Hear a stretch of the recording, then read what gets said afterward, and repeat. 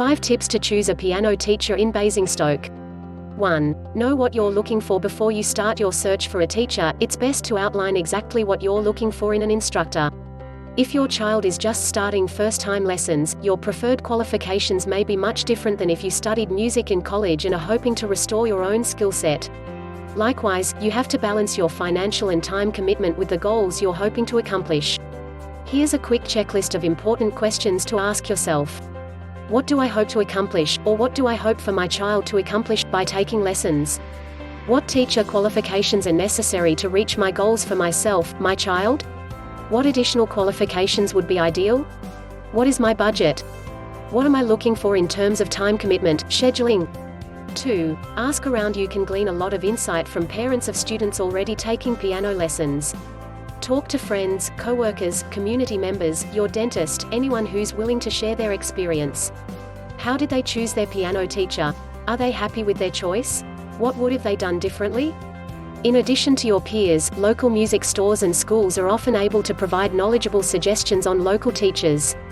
Check out our favorite online resource for teacher suggestions below. While word of mouth is great for making initial contacts, do remember that each person learns differently, and that the best teacher for your best friend's children may not make the best teacher for your own children. 3. Do some research. Once you've set your sights on a potential teacher, it's helpful to see him or her in action.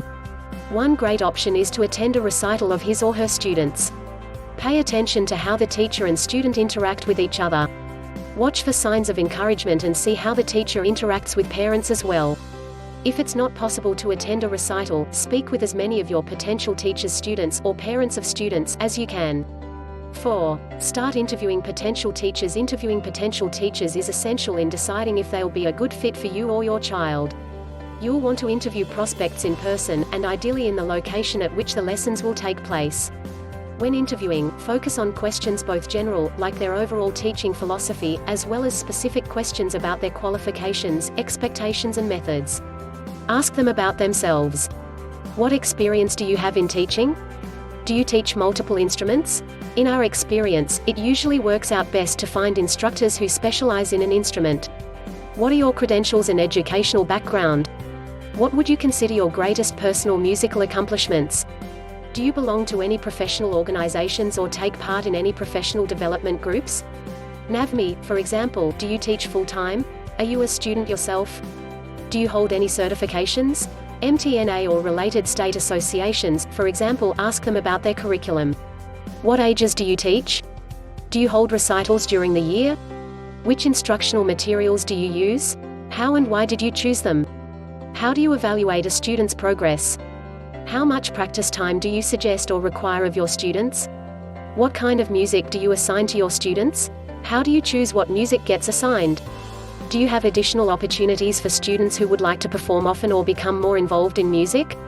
Have any of your students achieved a high level of musical success? Finally, ask them about logistics. How much do you charge for lessons, and how does your billing process work? How long is each lesson, and when and where will they be held? How many students do you currently teach? Will lessons always be one-on-one, or do you offer group lessons? If you're interested in group lessons, what do you expect of parents? What are your terms and conditions? And don't be shy to ask for a list of references. 5. Don't be afraid to keep looking. If you don't find the right piano teacher immediately, continue your search. Or, if you start lessons and they don't seem to be going well, switch teachers. A professional instructor will understand and respect your decision to do what's best for your or your child's music education. The very beginning lessons are the foundation on which you or your child's entire music education experience will rest. Set up an initial meeting for your child and his or her new teacher, and be sure to listen to your youngster's opinion. You could choose the most qualified, highly regarded, professional teacher on the list, but if your child is not receptive to the instructor, it's game over. Also, be watchful of your child's practice time and, if you yourself are a musician, pay attention to any form or technical bad habits displayed during home practice time.